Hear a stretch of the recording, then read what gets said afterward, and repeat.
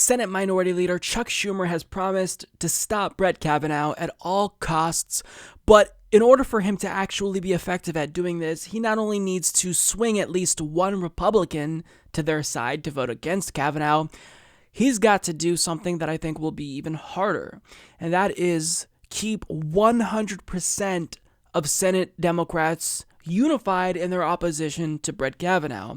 Now, he's starting to learn the hard way that his party is a lot more far gone than he originally anticipated. I mean, he's someone who is a corporate centrist himself, but he's seeing that even the mere prospect of him whipping up their votes is outrageous to some Democrats like Joe Manchin. So as Avery Anapol of The Hill reports, Democratic Senator Joe Manchin had strong words for Senate Minority Leader Charles Schumer's efforts to unify the party against President Trump's Supreme Court pick. Manchin suggested to Politico that Schumer does not have any influence over whether or not he supports Brett Kavanaugh's nomination. "I'll be 71 years old in August. You're going to whip me? Kiss my you-know-what," Manchin told Politico, referring to whipping votes among the party caucus. So that's how Joe Manchin responds at the thought of Senator Chuck Schumer applying even the most minimal amount of pressure to get him to vote against Kavanaugh. He's too far gone. I mean, if you have a member of your party openly contemplating voting for the other party's president in 2020 or endorsing the other party's president in 2020, that individual is too far gone, and you've got to reel them back in by doing things that are very unorthodox. He's not going to listen if you just resort to the normal tools that you typically would use as a leader at your disposal. If you say, well, look, you're not going to have any committee appointments, he's not going to care. He's not doing shit anyway. If you just tell him, look, we're not going to endorse you, we're not going to fund you, well, he's raising enough money from large multinational corporations to where he probably doesn't really need fundraising from the party itself. You have to get a little bit crazy here and be more unorthodox in the pressure that you exert, and it may not work. But you've got to try. If I were Chuck Schumer, I would be telling Joe Manchin, look, since you want to be a Republican anyway, we're just going to make sure that we get a real Republican. So every single day you don't commit to voting against Brett Kavanaugh, we're funding your opponent. We're giving him $1,000 every single day. And if you vote in favor of Kavanaugh, guess what we're going to do? We're going to endorse your opponent, and we're going to give him $10,000. Now, even if it's the case that Chuck Schumer doesn't do this, because I don't want a Republican to win, obviously, but even if he doesn't do this, at least call Joe Manchin's bluff. Do something drastic to make sure he votes against Kavanaugh, because this is important. This will affect policy for generations. Kavanaugh is young enough to remain in the Supreme Court to do damage for 20, maybe 30 years. So if you truly care about the American people, you should do everything short of tying him up and literally threatening him, because this can't happen. This is an individual that voted for Neil Gorsuch. So odds are he's probably going to vote for Kavanaugh because he thinks that's what West Virginians would want him to do.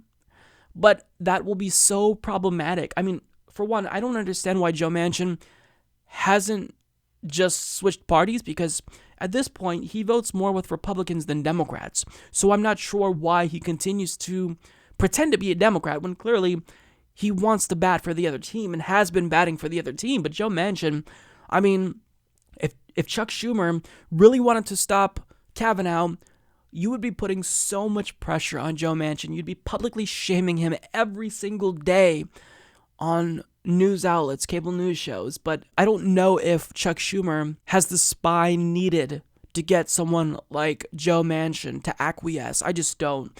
And I hope I'm wrong, but I really don't think that's going to be the case. Now, look, there are other Democrats who are vocalizing their contempt for the mere prospect of Chuck Schumer trying to just persuade them to maybe not vote in favor of this disastrous Supreme Court pick. Quote, "My decision won't have anything to do with Chuck Schumer," Senator Joe Donnelly told Politico. Donnelly, in addition to Manchin and Senator Heidi Heitkamp, all voted in support of Neil Gorsuch. Senator Claire McCaskill told Politico that Schumer knows better than to try to pressure her to vote in a certain way. Quote, "He doesn't come to me and say, 'You've got to vote with us on this.' He knows I'll tell him where to take a flying leap," she said. "I'm going to do what I think is right. It has nothing to do with the party." So they're saying here, no matter what Chuck Schumer does, not going to have an impact whatsoever on their decision, which tells me that Chuck Schumer isn't doing enough.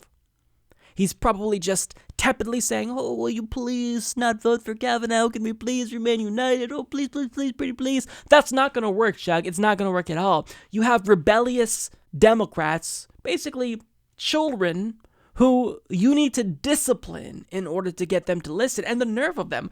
Claire McCaskill said, Chuck Schumer knows better than to come to me, Claire McCaskill. She also states, he knows I'll tell him to take a flying leap. So understand, Chuck, they don't respect you. I don't respect you either, so I can get why it's easy for them to be openly insubordinate and tell the press, I don't give a fuck what this guy says. If he tries to tell me to vote a certain way, I'm going to tell him to go fuck himself.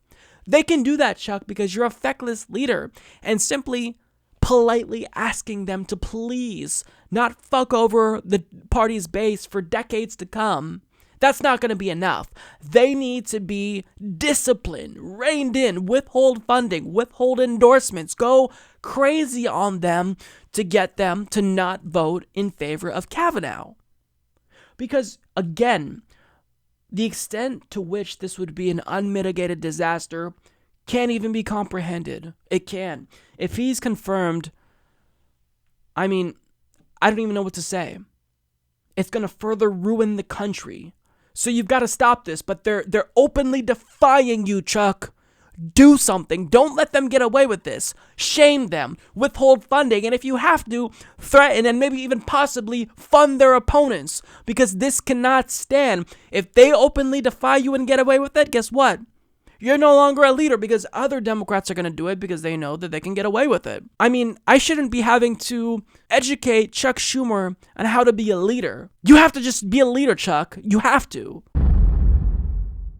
Support this podcast by becoming a patron at patreon.com/Humanist Report.